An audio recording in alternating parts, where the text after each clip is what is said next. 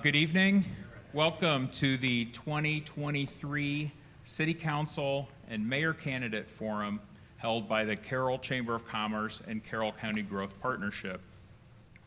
My name is Rick Hunsaker. I'm the Executive Director at Region 12 Council of Governments, and I will be the moderator this evening. Joining us is Matt Miners with the Economic Development. He's the Economic Development and Government Affairs Director at the Carroll Chamber and CCGP. Hubert Hageman down here in the front row is our timekeeper, and we also have members of the Carroll Chamber of Commerce and CCGP Legislative Committee with us here. We're pleased to bring you our local city council and mayor candidates that will be on the ballot on Tuesday, November 7th, 2023.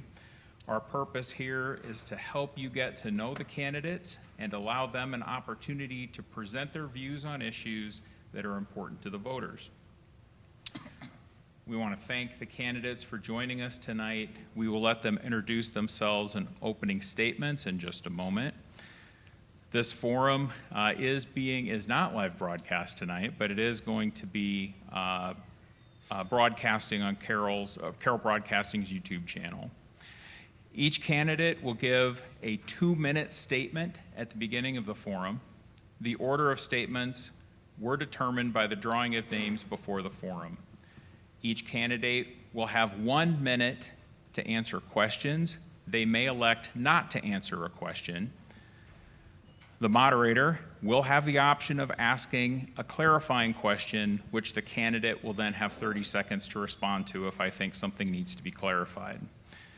Strict adherence to the time schedule is necessary. When 15 seconds remains, the timekeeper will hold the red card in the air. A bell will be rung at the end of their time.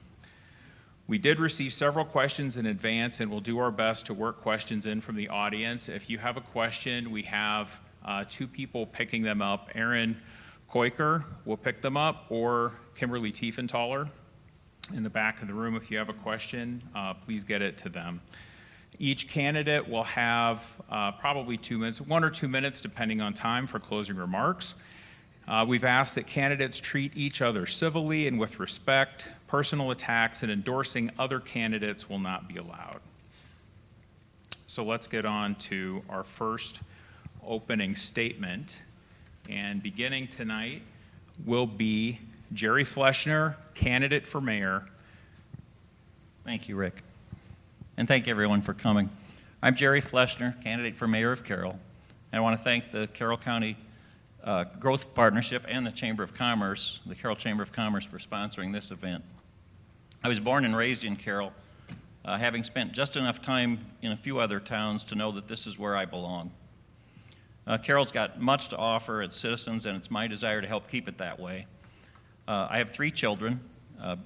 Jessica Tunal is living in Sasebo, Japan, where her husband is serving in the Navy.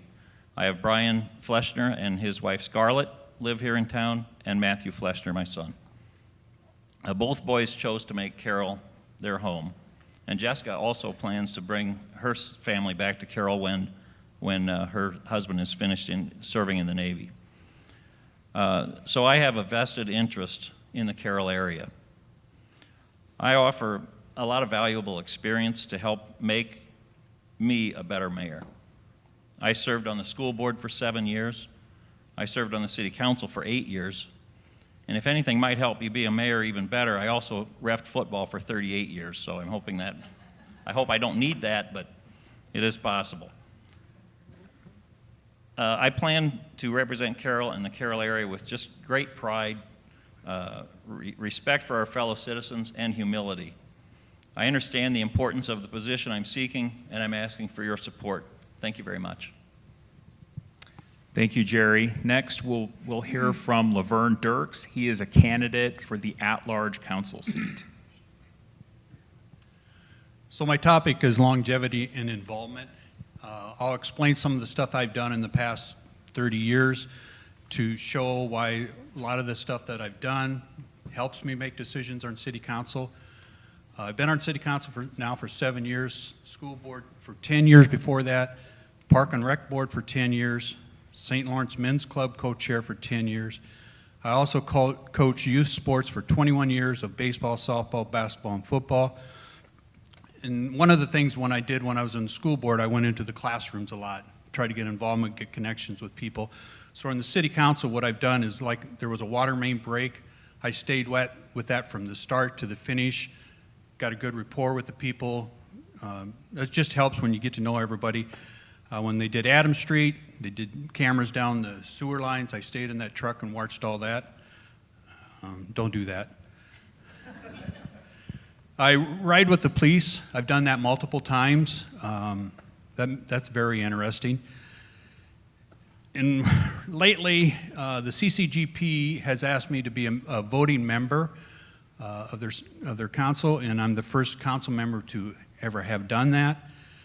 Ziegler has come to town. I worked with some private investors on that to help the city part of that. You probably read in the paper the raised walking track. I advocated for that. I went and toured 3 different cities that had that and showed the importance of why, especially for senior citizens in the wintertime, why that would be important. I'm on the City Housing Committee. I go to the League of Cities and the state housing conventions and the district meetings. And because I'm retired, they're during the week and I can do that. And I like to bring that information back to the council to inform them that everything I learned on those state conventions. I'm running out of time because I've got a couple more things to say, but I'll use it in my closing arguments. Thank you, Laverne. Next, we'll hear from Jason Atherton, who's the candidate for Carroll Ward 2. How you guys doing? My name is obviously Jason Atherton. I'm originally from Vienna, Virginia. I spent 20 years in the United States Marine Corps, and I retired here about 2 years ago. When I moved back here, moved to Carroll, it was a decision made that we wanted our children to kind of have the same intangible things that we lived with as kids, being able to ride your bike and being able to know your neighbor and good schools and things of that nature. I am new to the political arena. I will tell you, if 10 years ago, or I would say even maybe 10 months ago, you had told me that I was going to enter into the political arena, I probably would have fallen over maybe and had an aneurysm. And as we go through this process, you're going to hear a lot of people talk about their resume and the things that they've done and for the city, which is commendable. But if you are done with the status quo of spending money recklessly, I'll bring up the rec center. It was a big deal to me, and it was kind of my call to action. I, like most voters, went and voted to see what the rec center. It was about the budget of the rec center coming out of the general fund. We all voted on it, and it lost by a resounding vote. Here I am, a couple months later, driving by the rec center under a $7 million renovation. It's frustrating. It's frustrating for us as voters, as taxpayers, and things of that nature. I think that the average American and the average person that lives in Carroll, we're struggling at times. The costs are up. I just don't feel like we voted no. We do not have a $7 million to invest in a rec center. And I'm not saying forever, but I'm saying right now. We have Carroll people that are hurting at the grocery store and things of that nature, that money can be used in better avenues. Thank you, Jason. And I guess I'm done. Next, we'll hear from Carolyn Seaman, who is a candidate for Carroll Ward 4, which is the southeast part of Carroll. Good evening. My name is Carolyn Seaman. Since 2006, I've represented Ward 4 on the council. Much has been accomplished, but we must not accept the status quo. We must keep moving forward. In order to remain competitive, that requires experience. My experience is invaluable to being effective. For me, it means listening to my constituents, showing up prepared, ready to contribute. The complexity of budgeting, city finance, zoning, and economic development also require experience. I've been through the learning curve and am ready to lead while watching our spending. The council must move aggressively on the following: Both are vital to Carroll's economic development and quality of life. First, train horn noise. My motion to continue to pursue a solution failed at the 11/28/22 council meeting 4-3. Things have changed since our first report. I intend to bring it back. Second, Carroll's housing challenges. We have a housing shortage at all price points, which is contributing to our workforce shortage and slow population growth. We are also seeing a proliferation of nuisance and vacant properties. Recently, I've been in discussion with city staff about implementing a vacant property ordinance and using the Iowa Code for abandoned buildings, which allows cities to get title after meeting specific conditions. Addressing train horn noise and housing challenges will grow our economy and tax base, which will allow the council to lower the levy. Thank you. Thank you, Carolyn. Next, we will hear from Justin McCool, also a candidate for Carroll Ward 4. Hello. My name's Justin McCool, and I've lived in Carroll for 17 years. I moved to Carroll in 2006 after I left the Marine Corps of 4 years.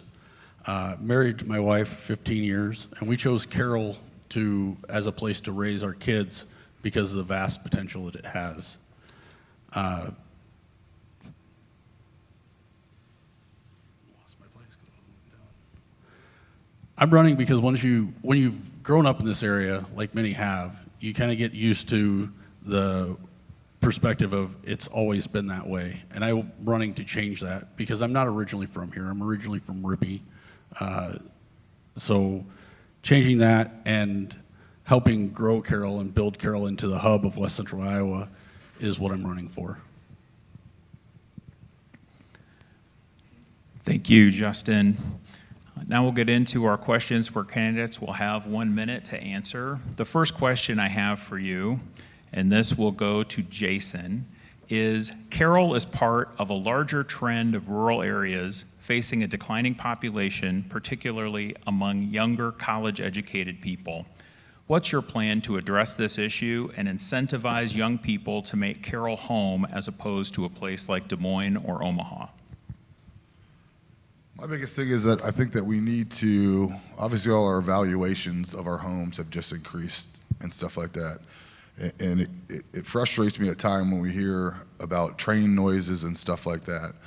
My generation, when I moved here, the train noise wasn't where it was at. It was the intangible things of coming here. It was the good schools. It was the good people and knowing the community and stuff of that nature.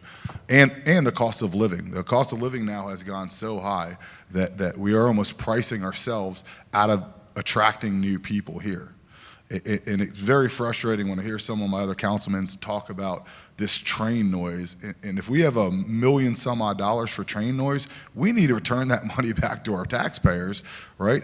And adjust our levy system and things of that nature so that we can attract more young people, especially when you're looking at 8-9% interest on a house. Houses are now hundreds of thousands of dollars. They're not $60,000 anymore. We have to make it more affordable for young people to move here and want to move here and emphasize on the intangible things that Carroll, Iowa ultimately has and that we all love.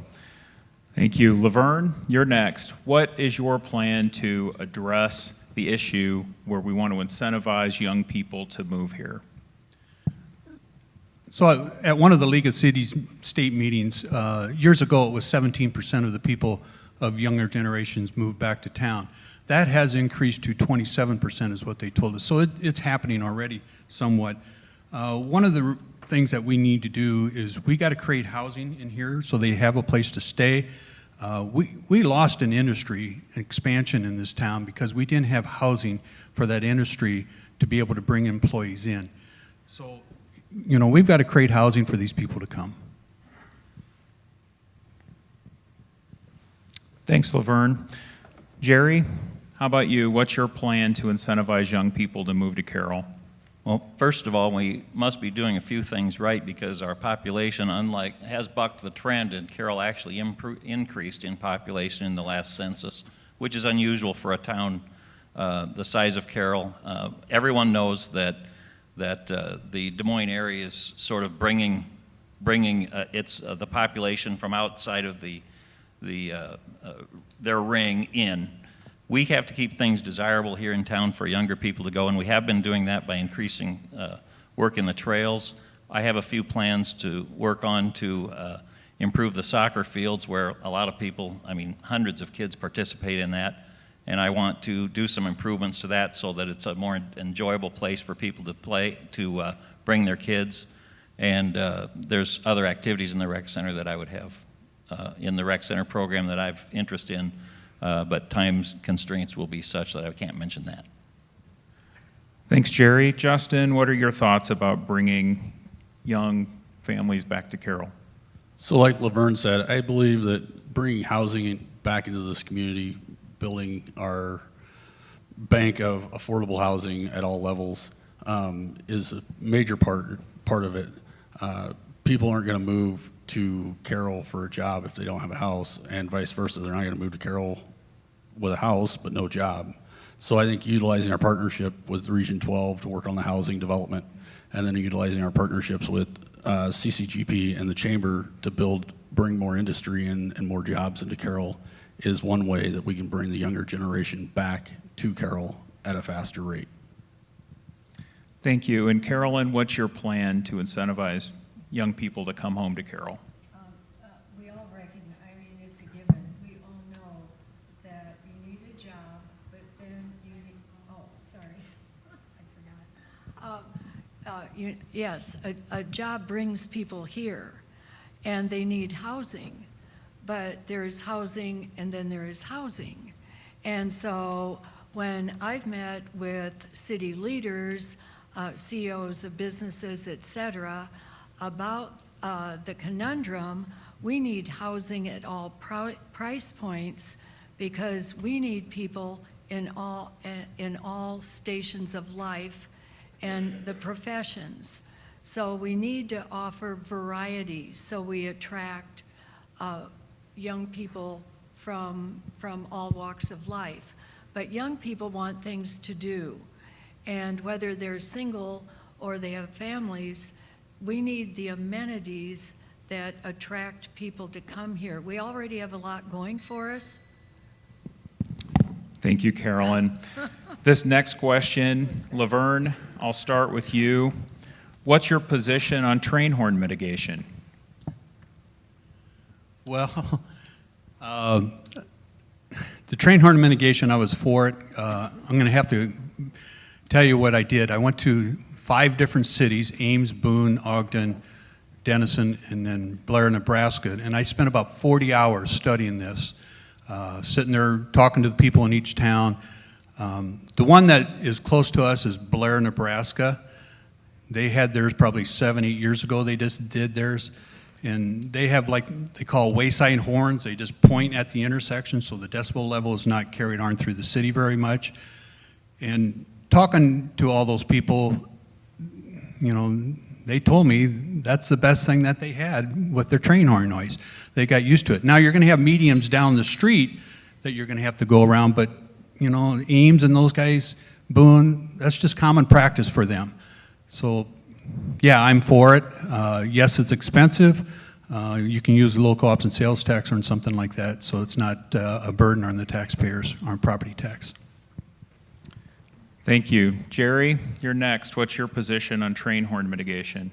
First off, train horn mitigation existed, the question of it has existed ever since I was in politics in this town.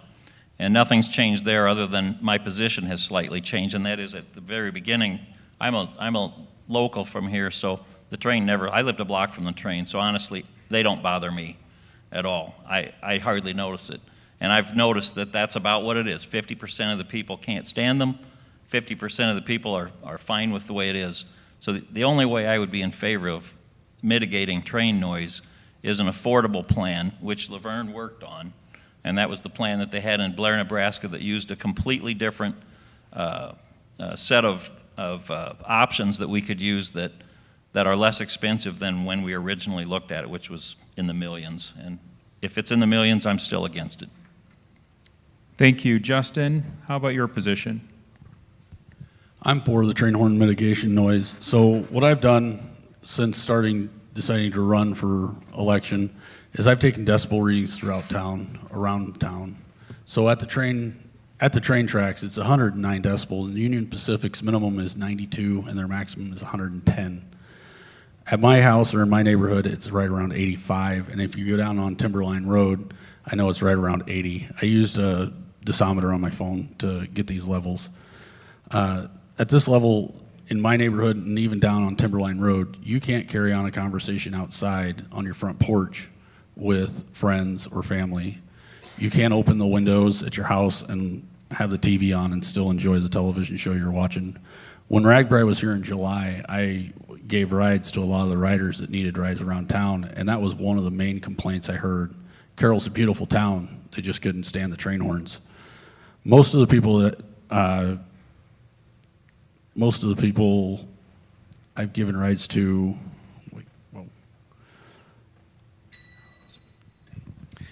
Thank you. And now I think I can probably answer this question for both of you, but next, Carolyn, what's your position on train horn mitigation? I think I made myself very clear, and at the November 22nd, 22 meeting, we were updated by our engineers, and they had come up with some suggestions that were quite different from our original plan that was presented to us in 2014. And the National Railroad Administration, as well as Union Pacific, they pretty much call the shots in determining the decibel levels, et cetera. We have no control over telling them the decibel level. But we have options as far as what we can put at the crossings. And I made my motion to continue to pursue information. And it would not have cost us a dime to learn more about various options. Thank you. Thank you. And Jason, what's your position on train horn mitigation? I'll speak for everyone in this minute is very aggressive. But on train horn noise, I just don't think it's the time to do it. I don't think that it's the time to do it. The cost is outlandish. And I think that we have better things that we could do to help our tax-paying constituents than go into train mitigation. We have recklessly spent money that a train horn mitigation is not going to help somebody move here. It's probably going to help somebody move here just as much as a $5 million maintenance shed, okay? We moved to this city for the intangible things, okay? The train noise is a 3-day thing. I woke my wife up and said, man, is our house did you hear the train traffic jam? For 3 days. We don't even hear the train.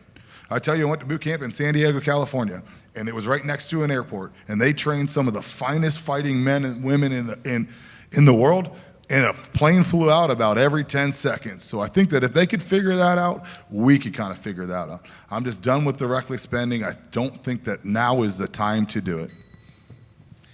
Thank you. And our next question, Jerry, you'll answer this first. According to the CCGP Housing Needs Assessment, the community is short hundreds of housing units that cover all income levels, but most critically in the low and moderate income categories. How can the city best address the lack of housing it faces? There are plans being worked on by the city council right now to alleviate this, including on the high end. I recognize that. I compliment them for getting things done or working on things over by the golf course. Any kind of additional housing helps from the top to the bottom. On the affordable end, on the bottom of this, we've offered incentives through your group to get people to incentivize builders, and I would continue to do the same thing. As mayor, I endorse all of those sorts of things, and that's like offering reduced prices on property taxes if that helps.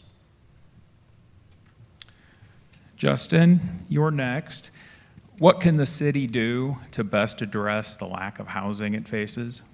So I think the city has taken a pretty good stride in addressing this issue with partnering with the CCGP and the chamber to address housing on all levels. Right now, it seems like more higher end levels. I talked to a friend of mine that's a contractor, and he said you can't, for the low income housing or moderate income housing, you can't put in the frame of a house for less than $40,000. So it's going to be tough to build a $70,000, $80,000 house in any city across the country, let alone in Carroll. But I think we continue to explore new avenues with the CCGP and other partners like Region 12 in the area to see what we can do to cut that down. And keeping the taxes at an affordable rate for people coming to town is also will help with the housing problem. Carolyn, how can the city best address its lack of housing? I get a lot of the territory's been covered. Oh, sorry. A lot of the territory's been covered, but we are, we at our city website, we have listed some of the incentives that we are offering, and they're available to people at all price points, and we are in the midst of negotiating a contract with Region 12 to do some infill lots. In other words, either take those lots, they would purchase the lots, put a new home on those lots, which would really revitalize a lot of our mature neighborhoods. We are also in discussion with them about doing low to middle income housing needs. And those include rehabbing older homes too, which would really enhance some neighborhoods. So we are actively addressing those needs, not just high income. Thank you. Jason, how can the city best address the lack of housing? As far as affordable housing in our city, it's going to be a tough thing, and it's going to be a tough thing for the next couple of years here. I own a building that has affordable housing, and I have had to become extremely resourceful to maintain that level. But I'm proud to say that I have not raised the rent in 3 years. But there has to be resourceful thinking and things of that nature. It scares me sometimes when Carroll or the council thinks that we are able to build ourselves out of this problem. We are not able to build ourselves out of this problem when contractors are at an all-time high, equipment's at an all-time high, materials are at an all-time high. One of two things need to happen. Either that needs to come down, or we need to provide incentives that bring that cost down, or we need to go to some of these corporations and say, you need to increase the pay to the cost of living that is in Carroll. And I know Pelo's a big one that here, and they want more houses and bring in 100 more people in here. Well, at $22 an hour, it's going to be pretty hard to build a building that you only rent out for $600 a room. Thank you. And Laverne, what can the city do to address the lack of housing? So all these things that have been mentioned so far, I was on the initial housing committee on this. We gave an incentive of $20,000 if you build a home and be living in it in 18 months. We did 20 of those contracts, and 18 of them have already been filled. So that portion of that worked. We're just starting now on with Region 12. We just got some numbers back for our golf course expansion. We'll be working on that. You know, like I mentioned before, we lost an expansion of a factory in this town because we didn't have housing. We can't let that happen again. We got to do whatever it takes, to get housing here. Ironically, today I had a phone call with DMAC, and I'm trying to work with them on having students build a home for us. And, going to the president of DMAC and asking him if we can start this program that we had a while back. And we're looking at the city, there's a possibility we might incentivize that to get that started. Thank you. Justin, you'll have this next question first. Iowa's tax restructuring will have an impact on funding and dollars to public libraries. Will you commit to continue level funding for Carroll's public library?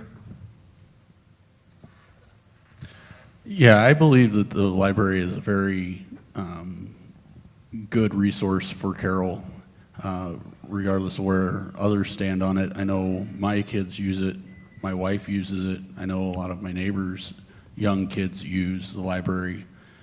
I know some of the older generation, even myself, I don't use the library, but I think it's a good amenity to the citizens and those that do want to use it. Thank you. Carolyn, will you commit to continue level funding for Carroll's Public Library? Of course I will. I taught at DMAC for 25 years and taught in Moline, Illinois when I was out of college, and I certainly am a strong believer in education. It's how people get ahead, whether it's in welding or whatever. The library is more than a library. It offers space for meetings. It holds programs for children. It nurtures people in so many ways. And I believe it is one of the reasons that, that we have that will continue to attract people of all ages. It meets needs for all ages. They continue to grow and innovate and offer so much to this community. So I am willing to fund them because they are not wasting taxpayer dollars.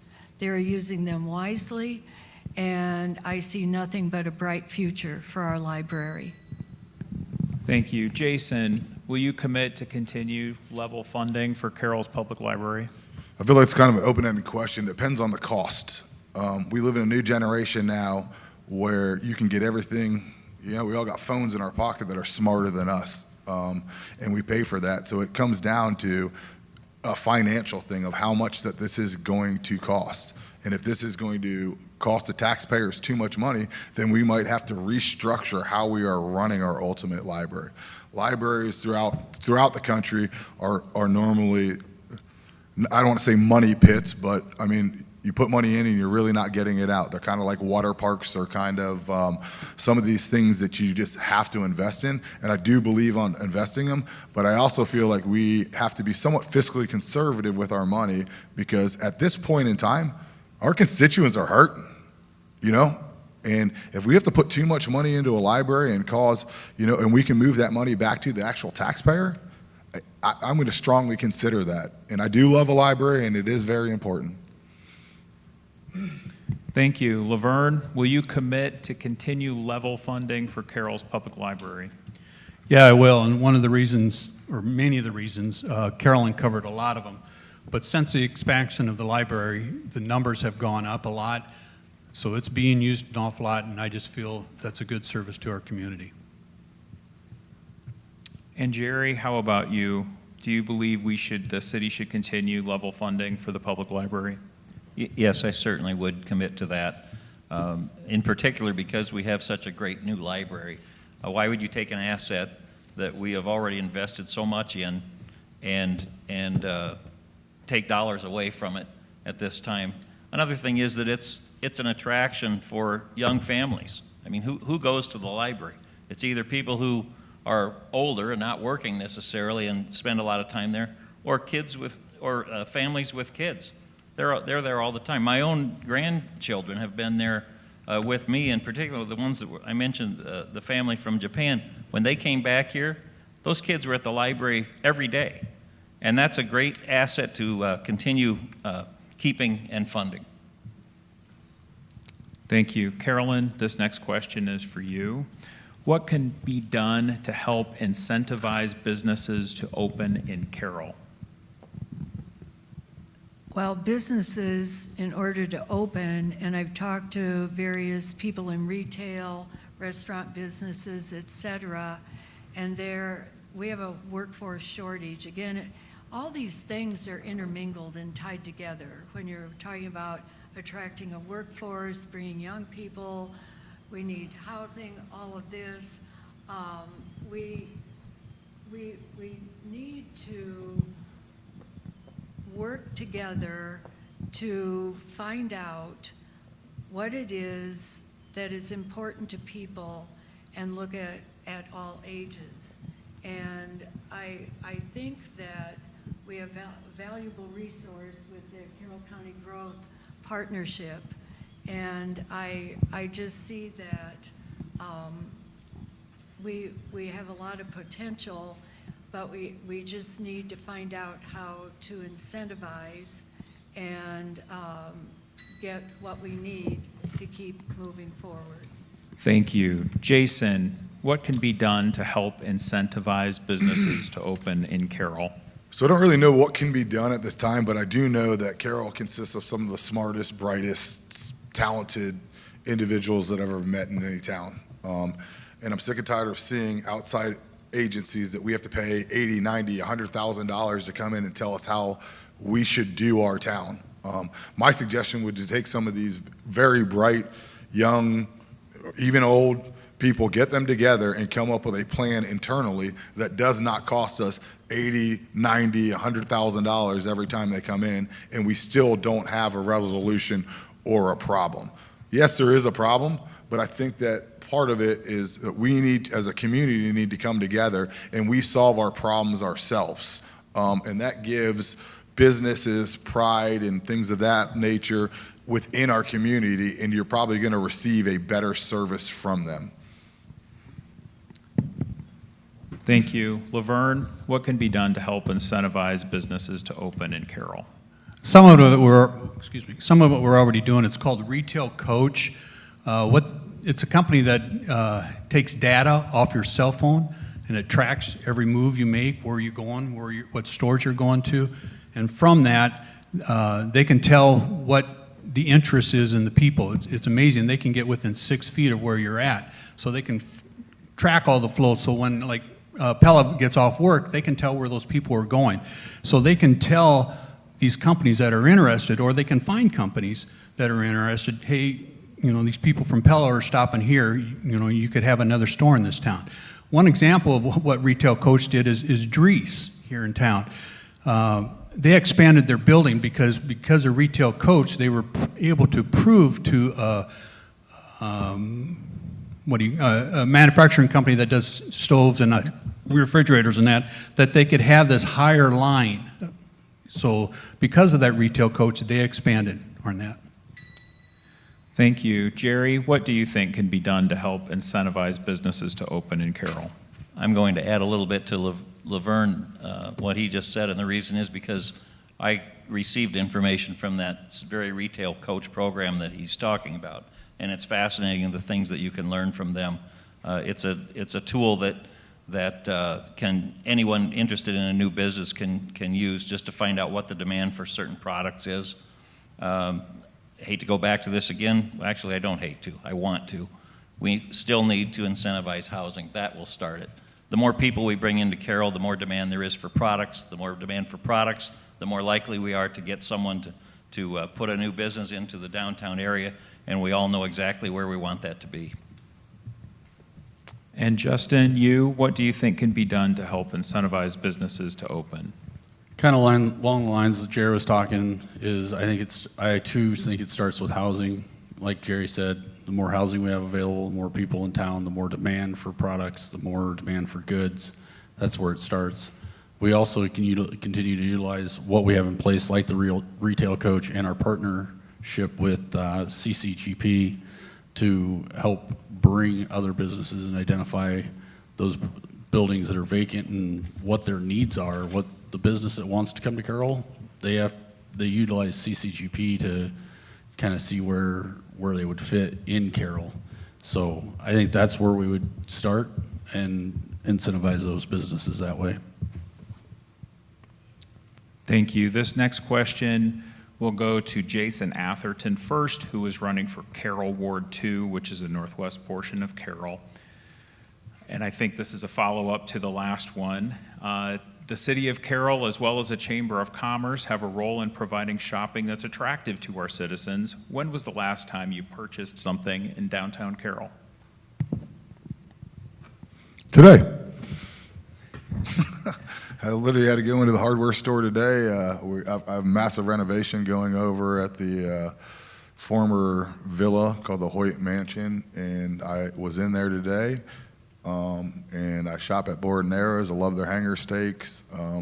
I try to shop as local as possible. I'm under the belief that if you don't use it, it goes away. And so we have got to get to a point where we get the workforce in there that's dedicated to what they need to do and things of that nature, so that they have a better product versus some of these corporate things and stuff like that, even if the cost is a little bit higher. But yes, every day I constantly I deal with Midwest lumber and everyone else, so I try to keep it as local as possible on every kind of venture I went to, as long as it's cost affordable. Thank you. Laverne Dirks, candidate for City Council at Large. When was the last time you purchased something in downtown Carroll? Well, that's almost an everyday thing, you know, just groceries or you know, you're saying downtown or the city of Carroll? Downtown is the question, so. Well, I don't shop for clothes very well. I let my wife do that. So she's the one that spends the money on all that stuff. I'm more of a hardware type person, so. Yeah, we shop, obviously we shop local as much as we can. Thank you. Jerry Fleshner, candidate for mayor. When was the last time you purchased something in downtown Carroll? That's going to be an easy question for me, and the reason is because I'm wearing it, this tie, which Stop and See Wade downtown. I bought this tie a couple days ago downtown. And I'm going to say something just to add to that. I try as best I can to think Carroll first, which is something the Chamber of Commerce promotes all the time. Think about your local, other local businesses. I have a business myself. Of course, I want people to shop local for that reason. But I think Carroll before I think anywhere else. And I think it's important for everyone to consider that. And the more we enhance the downtown retail area, the more likely we are to get new places. And it's just going to compound the successes. Thank you. Justin McCool, candidate for Carroll Ward 4 in the southeast portion of Carroll. When was the last time you purchased something in downtown Carroll? About 4 hours ago, I was at True Value to purchase some hardware that I needed for a vending machine that I own. I own a vending machine business, and we shop at primarily downtown.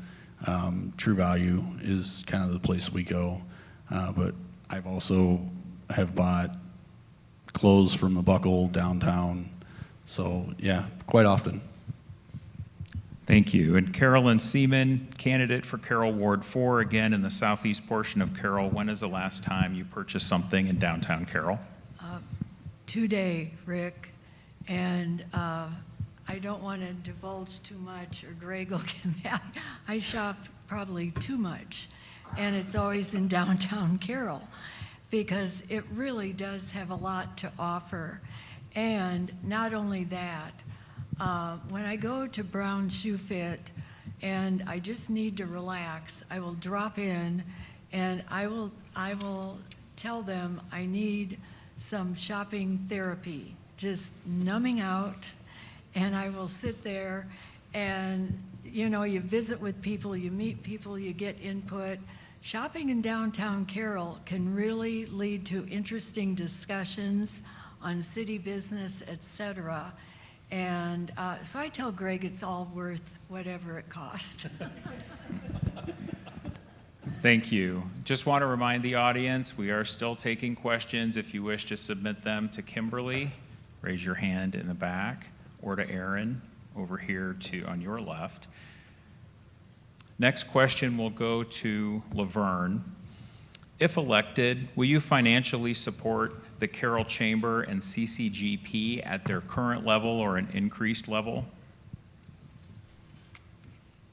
If you want to have economic development in town, you have to have an organization that works with that.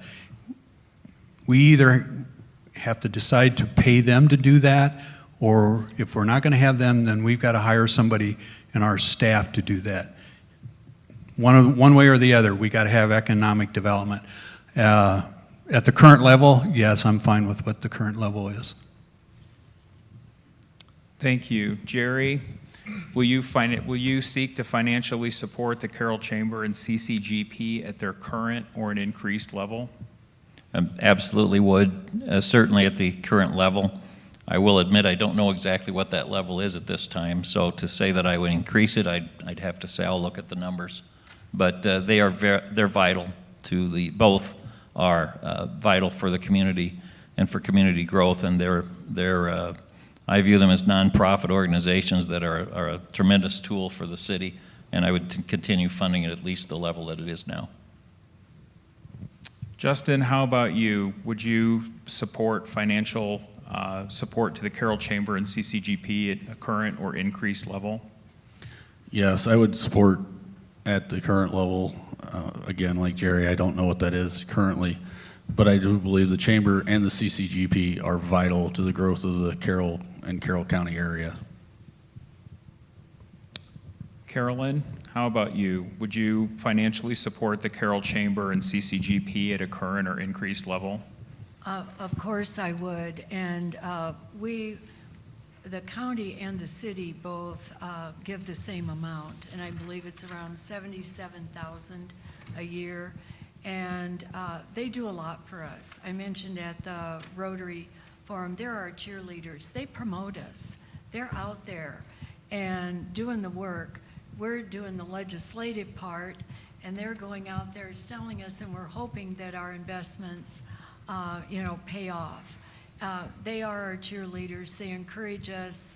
I think we get a lot of value for the money at the current level.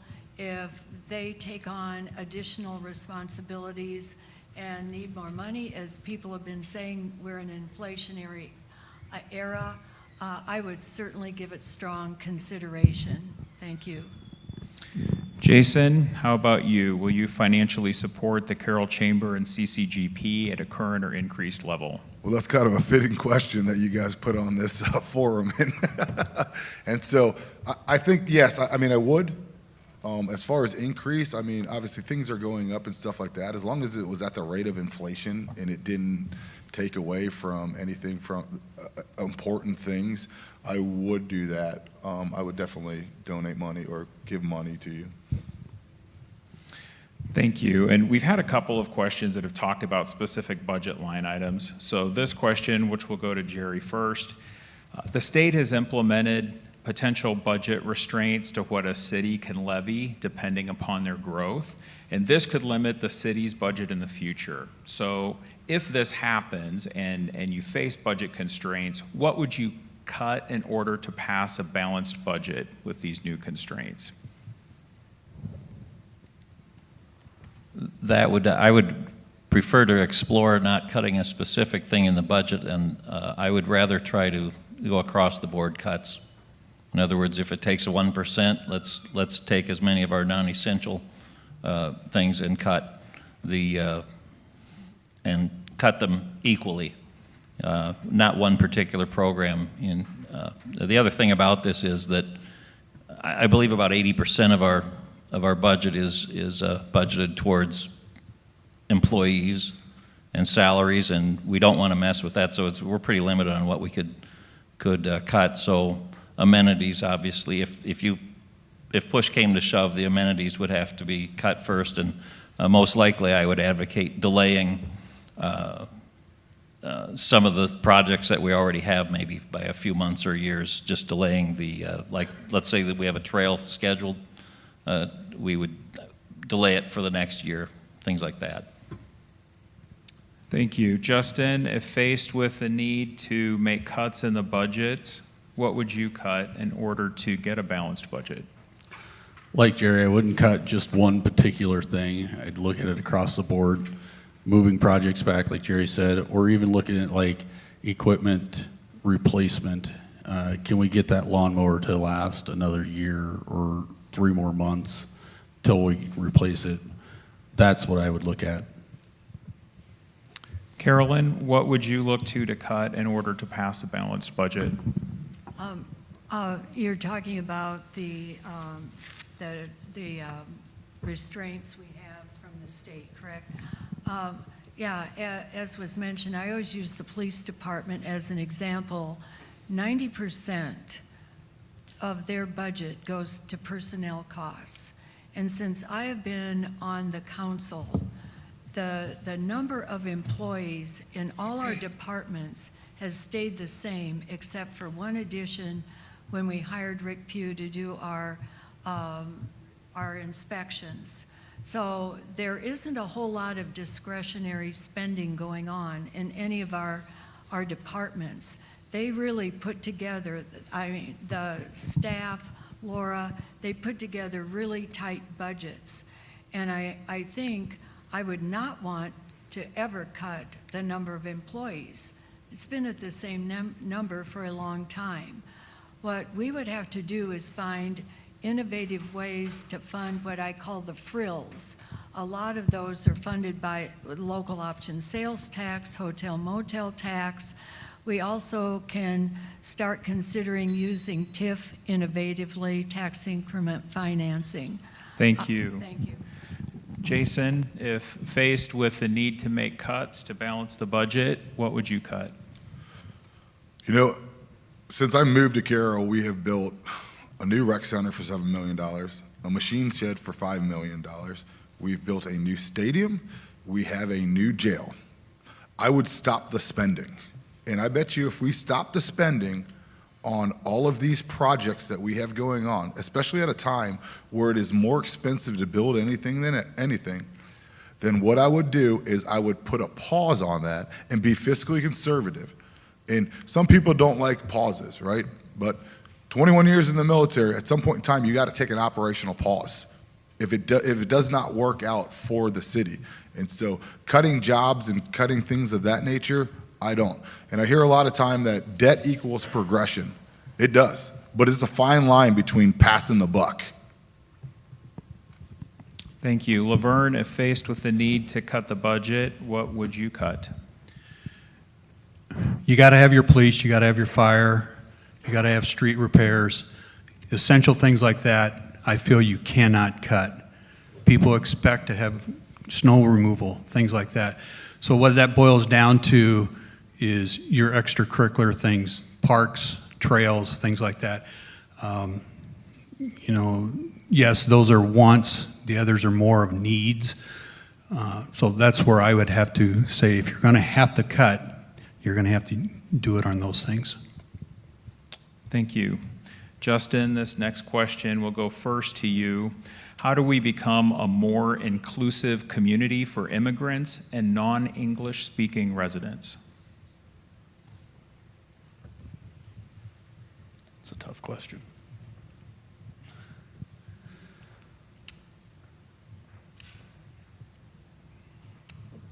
Well, we can utilize one way for non-English speaking residents. We can utilize programs through the library to offer maybe an English second language class. We can look at different programs utilizing the facilities that we have that could help bring them and make them feel more at home in Carroll. Thank you. Carolyn, how do we become a more inclusive community for immigrants and non-English speaking residents? I think we have a lot of talent in this community. Many years ago, in Moline, I taught an ESL class, and it's not that difficult. I think we could, again, I think this is where a library can come in, and we can have classes, we can get volunteers. I know Jim Friel, I've been on a committee for a long time. First it was with the Ukrainians, then we were looking at other groups, but sponsoring people, and then we were going to divide up into groups that help them with health care, education, all the housing, etc. And there was a huge number of people on his email list that wanted to volunteer. There's also, and I'm really impressed with this, a teacher, I cannot remember her name, at Carroll High is going to have her Spanish-speaking students start mentoring the younger students. Then they will take the language home and their parents will learn. Thank you. Jason, how do we become a more inclusive community for immigrants and non-English speaking residents? Well, Carroll's kind of a hard place to do it. Carroll really doesn't have the infrastructure. During the Iraq pullout or Afghanistan pullout, I was at numerous bases where we held these people. And the problem with an area like Carroll is we just don't have the infrastructure to be able to acclimate them back to the needs of it, if that makes sense. It's just not in our composition and stuff like that. Me and my family, we actually took in a couple of Ukrainians family, but they are actually in New York City. We wanted to move them here, and we had apartments and everything else, but you can't expect somebody to come from Ukraine all the way into Carroll, Iowa. That's kind of a stretch. We don't have the means and the resources for their culture to ultimately take there. And so I think the biggest thing that we just need to do as a community is have things that help people understand other people's cultures, and that we're all the same people, we're all in the same place and things of that nature, and we owe the same common respect, whatever your nationality, sex, creed, or whatever it is, and we can do different programs throughout our community to enhance that, I believe. Thank you. Laverne, how do we become a more inclusive community for immigrants and non-English speaking residents? So right now, the CCGP has somebody from Iowa State University helping the community to train us on how to do that. For right now, we're at the beginning stages. It's a lot of learning curve for us. The biggest thing is we have to have an open heart and welcome these people. We don't want them to come here and feel offended. There is some things that they're going to show us that we can do, and we have some of them here in town already, and those people are willing to help us so we can understand how to make these people feel welcome. We are on those steps, but it'll be a little while before we totally understand everything we got to do. Jerry, how do you think we can become a more inclusive community for immigrants and non-English speaking residents? The first thing we need to do is offer more jobs for the people that are coming here. And certainly with our low unemployment rate, there's a difficult thing there of having people come in and get jobs. But I've thought about this as other people were answering, and I have to be honest, I think most of this has to come from the private people accepting newer cultures into the area, and I believe it is already happening, and I'll give you an example. I know that there are churches in town who offer Hispanic services, which is a great thing, and the one I know about is the Lutheran Church here in town, and that's been greatly accepted, and most of this is going to have to come not from the government, but from the people themselves. And I'm going to say something else real quick. I got 10 seconds. I see kids of different races playing together, and it thrills me to see that. And that's a private thing. And when families accept other newer families, that's what we need in this town. Thank you. Carolyn, this question goes first to you. Are there any instances where you feel the city should be cooperating more closely with the county neighboring cities or cities in neighboring counties? You want one issue? You get a minute. Oh, I mean, okay. As many issues as you want. Well, okay. What we could be partnering with, I think we could be partnering with them to help each other complement and meet each other's needs. We all have our strong points, and I think we always have to build on our strong points. I think we've already cooperated with the Sauk Rail Trail, which is phenomenal, and any way that we can promote each other would be good, and say, look what's going on in Manning. That's so unique. They have the house barn. Look at what's going on in whatever town. We all have our strengths, and I think we can help promote each other, and thank you. Thank you, Carolyn. Jason, are there any instances where you feel the city should be cooperating more closely with the county, neighboring cities, or cities and neighboring counties? Yeah, in fear of losing some of my time too, I also think that Carroll on the diversity aspect has come leaps and bounds. I think I'm an example of that it's done leaps and bounds. I moved here with an interracial family, and now I'm sitting up here at one point in time talking to you. So I think Carroll as a whole has done an extremely good job of the diversity aspect and accepting people into their community. Could we always make more progress? Absolutely we could. But as a whole, as a community, we accept the fact that people are who they are, they're wherever they come from and stuff like that.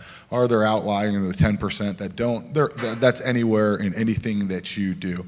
But I would say that people of Carroll truly have been more than welcoming to me and my family in this. And cooperation is always good. Through cooperation, you learn different things and you can gain knowledge and things of that nature. So if you want to cooperate with other cities and stuff of that nature, I am all for that. Thank you. Laverne, are there any instances where you feel we should be cooperating more closely with neighboring cities or counties? So I went to the State Housing Convention, and there was the cities of Jefferson, Glidden, Manning, and us. We got together and talking, and each one of those cities is looking at trying to do, expand housing. But the problem is the contractors are all busy around here. So we're looking at teaming up with these 3 other cities to create enough housing that some contractor from another part of the state or whatever would make the move to come here, because there would be enough. There might not be just enough for Glidden for an outside contractor to come, but if you combine all of them, Glidden has 2, Manning wants half a dozen or whatever, there'll be enough of them that we can get that outside contractor to come. So, pretty well we're really working on that right now. Thank you. And Jerry, are there instances where you feel the city should be cooperating more closely with the county, neighboring cities, or cities and neighboring counties?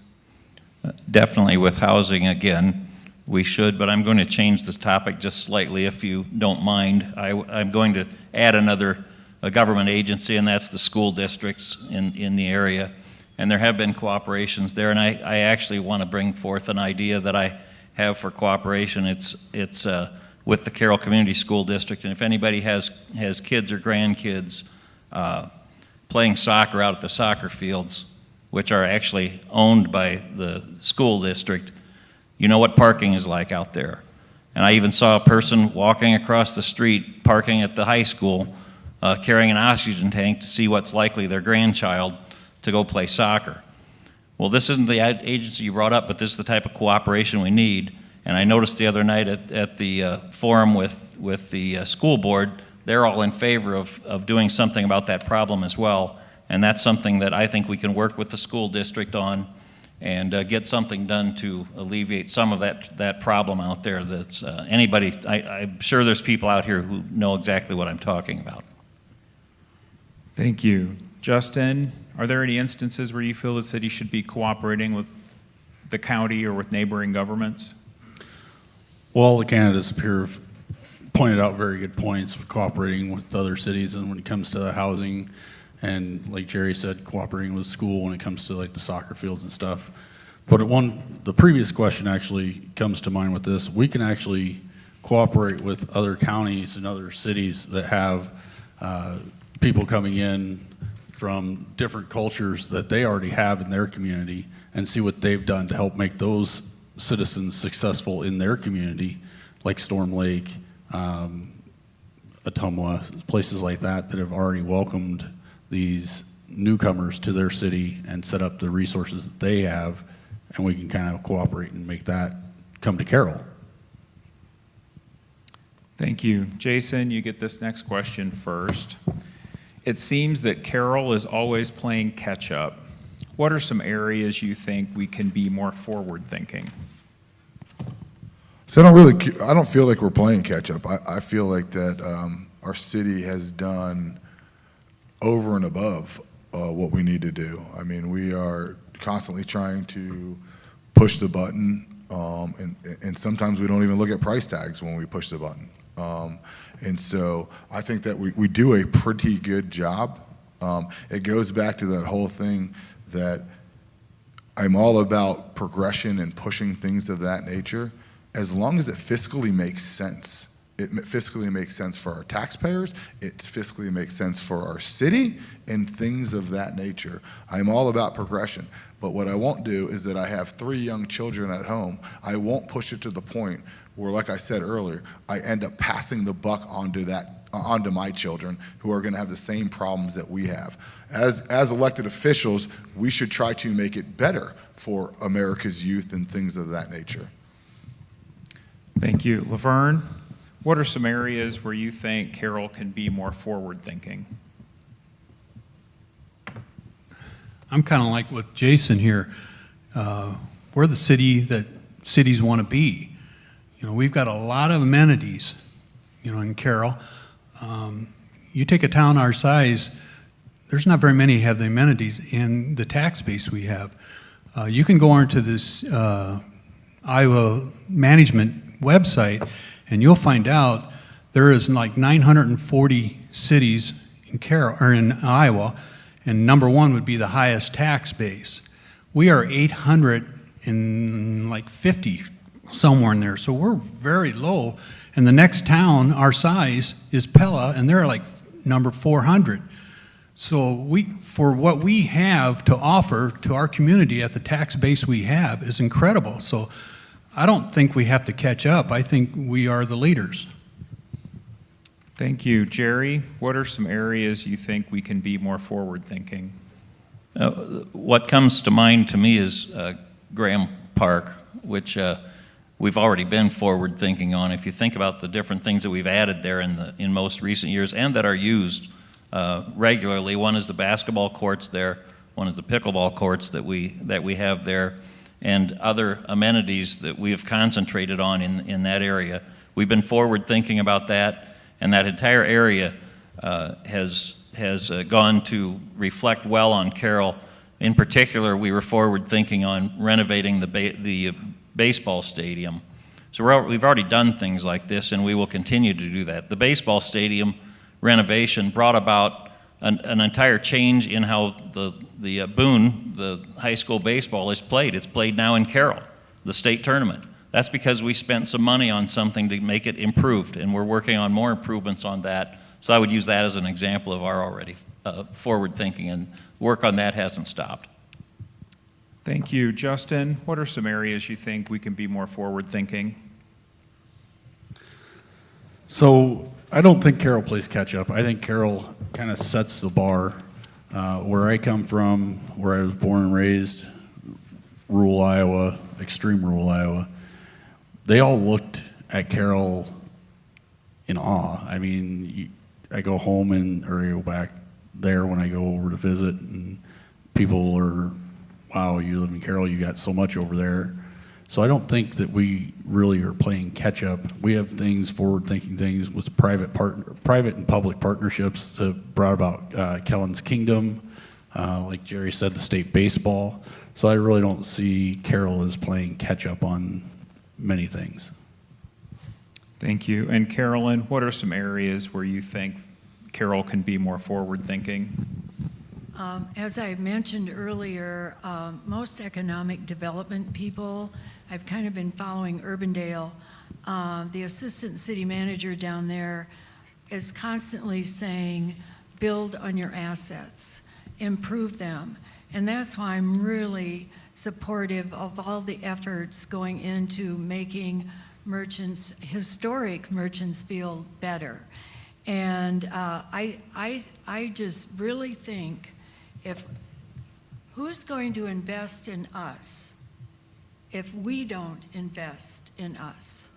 And next year, Merchantsfield will be 75 years old, and anything we do to improve that field is a wise investment. People love our trails. They come from all over the area, other counties, to go from lake to lake. That brings people to eat in our restaurants, some stay overnight, etc. I really do believe. Thank you, Carolyn. This next question, first to Laverne. If you were able to implement any of your priorities unilaterally, what would the council accomplish in the first 100 days? Repeat that?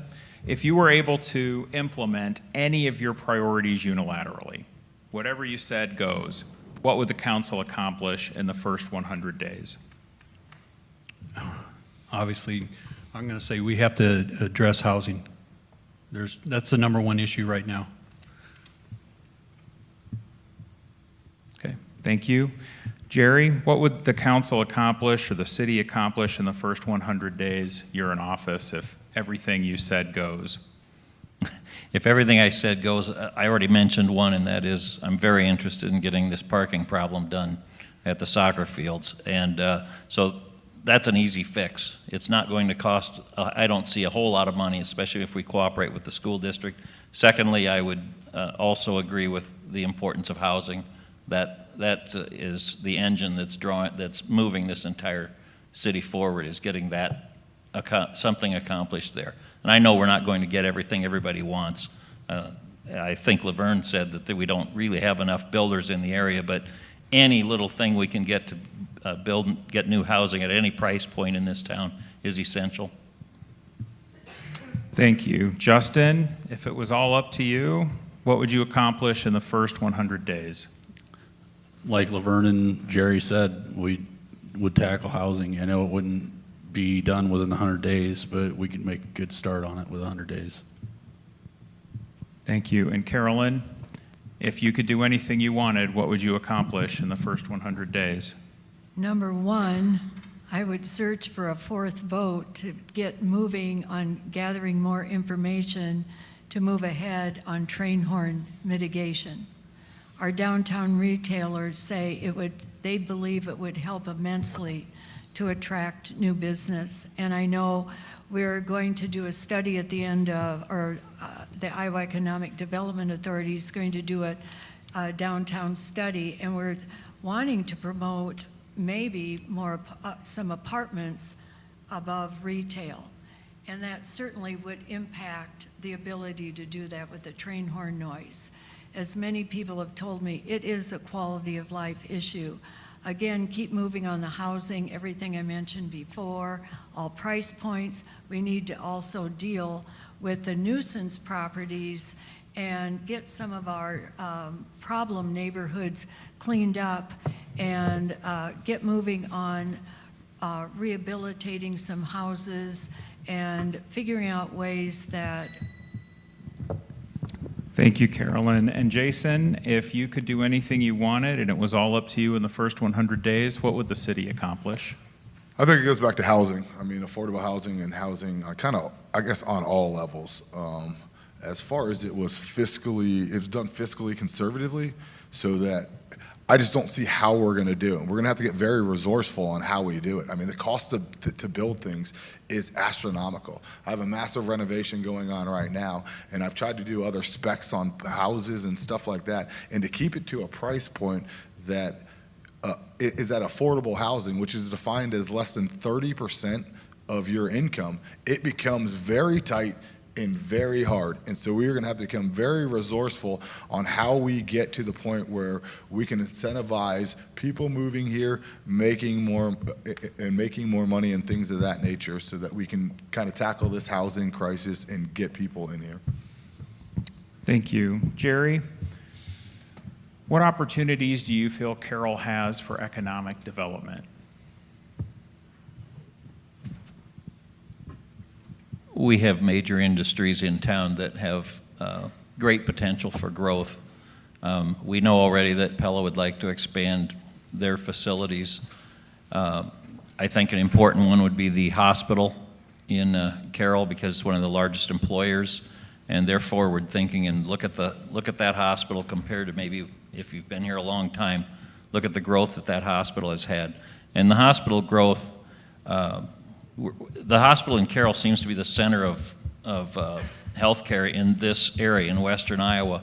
Any growth there, we just experienced the new cancer center, and they're always working on a new project. That's an area that would help, that always helps the town. And by the way, it also brings in fairly well-paying jobs and people that are interested in that will focus on Carroll, professionals that will also spend more money in the town. It's just a real asset that the city of Carroll has. Thank you. Justin, what opportunities do you feel Carroll has for economic development? Well, like Jerry said, the hospital is a major area, so are places like Pella. But I think we also need to start working closer and getting into the weeds with CCGP to help bring more businesses to town to fill some of these vacant businesses like the Burger King. What's the sports place upstairs uptown? The vacant sports place uptown. Those buildings, see what businesses need to get into those places. Carolyn, what opportunities do you see for Carroll for economic development? I think Carroll is a very well-rounded community. Healthcare was mentioned. We have two great school systems. We have large, stable employers, and I just see that we have a lot already going for them, and we want them to continue to grow. We want them not to leave, so I believe in doing whatever we can to help who's already here, but we also need to focus on bringing in new business, and basically, I think we need to get the word out about how great Carroll and Carroll County is, because we have so many things going for us. We are a regional hub for education, for healthcare. You know the scoop. And I think we just need to get the word out about everything. Thank you. Jason, what opportunities do you feel Carroll has for economic development? Carroll's a great place to live. I mean, and the intangibles that bring people here will ultimately lead to, if we can get young professionals to move here because of the intangible things of being able to raise a family and having two amazing schools and, you know, the safety of our community, I think that ultimately if we can attract people, young professionals to this town and retain some of the young professionals that we have to this town, I think that we'll see an economic growth throughout the ultimate process of doing that. Thank you. And Laverne, what opportunities do you feel Carroll has for economic development? Well, some of it was already said, but you have to look at our two school systems. It was probably less than 10 years ago that this school system here was ranked in the top 200 in the United States. We need to promote that, and Kemper's just as good. You got to promote that kind of stuff. We are considered one of the safest cities in the state in our population. Again, promote that. And the other thing is, when I first came on city council, we just talked about our tax levy amount, but we never talked about the tax amount based on valuation. So I asked that to be part of our budget every year, to talk about that, because everybody says, well, you know, your tax rate's so, but you don't include valuation. So once we included that valuation, we found out even with that valuation, we are still one of the lowest in the state in towns our size. So we need to promote those things. Thank you. And we've moved to where we will now have closing statements. The first closing statement will come from Justin McCool, candidate for Carroll Ward 4, which is in the southeast part of Carroll. This will be 2 minutes. So I'm running because there's a need for new ideas, new perspectives, and I think I bring that to the council. I plan on serving with the core values that I picked up while I was in the Marine Corps: honor, courage, and commitment. I will be approachable. Like if you read in the newspaper, if my front porch light is on, feel free to stop on by. And if you can't get to me, I will definitely come to you. While I was out canvassing, a young man asked me, you know, do you have time to talk to citizens? And I told him, you have to make time. I was walking into a football game on a Friday night. A young lady called me and wanted to talk. So I sat there and talked to her. So not only am I approachable and accessible, I will also be transparent. Thank you. Next, we'll hear a closing statement from Carolyn Seaman, candidate for Carroll Ward 4 also. Thank you. I'm asking for your vote because you know my experience and hard work are critical to addressing Carroll's challenges and making your lives better. You can count on me to keep listening and being responsive to you and responsible for our tax dollars. You have told me to work on train horn noise, nuisance and vacant properties, housing shortages, and to lower the levy. I am ready to lead on these important challenges. Your vote is appreciated. Thank you. And thank you. Next, for a closing statement, Jason Atherton, who is candidate for Carroll Ward 2, which is the northwestern portion of Carroll. Well, honestly, I hope that you vote for me. I think I'm the only guy that put his hand up in the air, so for half the time. But I mean, I love living in Carroll. I chose to be in Carroll. I want to be in Carroll. I chose to raise my kids here. I think that I want Carroll to continue to be the best place that we can live. But I do promise you as a candidate that I may be more fiscally conservative than you may initially want, but it's for our individual taxpayers. That is why I'm here. I will never stand up here and give you a report card of the 20 things that I did. I already had numerous accomplishments in my life, and I don't need to brag about them or talk about them. At the end of the day, you are my number one concern in making sure that government works for you. As scary as that is to hear in today's age, is that government ultimately works for you. I remember when my grandparents and parents grew up, taxes used to be somewhat of an investment. They paid taxes and invested and increased the value of their homes and things of that nature. Maybe I'm an old soul and I still believe in the American dream that somebody can come here, buy a house on a 30-year mortgage, make money, retire on an honest salary, and things of that nature. And the only way that I can do that is by providing more money in your pocket, which will ultimately also stimulate the economy and things of that nature. So I look forward to working with the council. I hope that you all do vote for me. And again, I thank you guys for all coming out. I think it's very important that you are involved in all types of government. It's our civic duty as Americans to vote, and it's one of the most important things that we ultimately can do. And I appreciate and look forward to serving all the people of Carroll. Thank you. Next closing statement will be from Laverne Dirks, who is the candidate for the council seat at large. In my opening comments, I said I had a couple more things. I'm running based on my longevity and the involvement I have. I have two things left that I did talk about, and we've heard quite often in the factories around this town that there's a huge housing shortage, and for a couple years nothing really got done, so I took it upon myself. I went out to like Pella and I interviewed all the employees out there. So we have a program going with there. One person's already moved from Jefferson to Carroll, so that's an accomplishment. And the other thing is the elephant in the town is the Fairview Apartments. We have to give a lot of credit to our mayor, Mark Beardmore, for starting this investigation.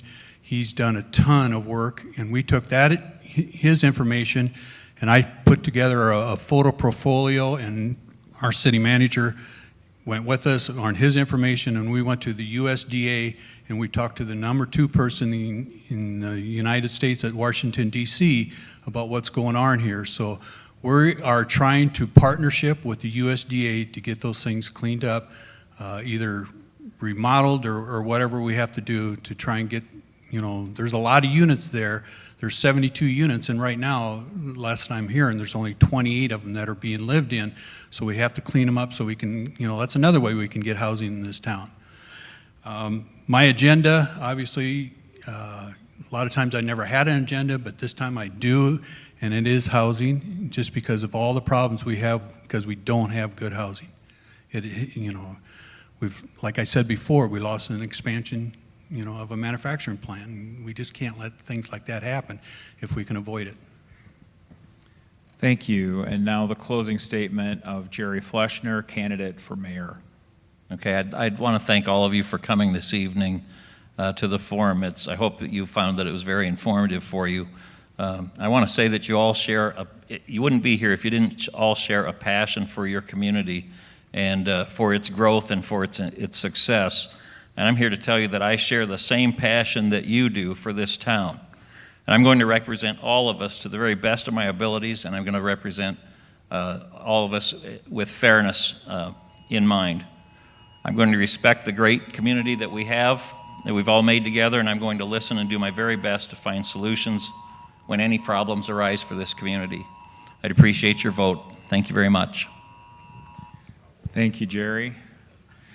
Thanks to all the candidates for coming tonight and for your thoughtful answers. Thank you to everyone who is attending here tonight in person, to those who are listening at home and listening at home 20 years from now on YouTube. Thanks to everybody who submitted questions in advance and to those who submitted questions here tonight. Thanks to Carroll Broadcasting and the Carroll Times-Herald. Special thanks to Hubert Hageman, our timekeeper, who overworked his bell tonight. Thank you to the Carroll Chamber of Commerce and CCGP's Legislative Committee. That is Joel Lundstrom, John Brocklesby, Hubert Hageman, Eric Koiker, Gene Ludwig, Casey Burlow, Trish Roberts, and Ed Smith. We had a lot of questions this evening. If we didn't get to your question, everything was worthy. We just ran out of time. Again, thank you for coming or watching on Carroll Broadcasting's YouTube page. As a reminder, there are many important elections on the ballot this year, from school board to city council, mayor, the DMAC District 3 board. All are very important to our rural community and their vitality moving forward. Again, thank you, everyone, and please, please vote on Tuesday, November 7th.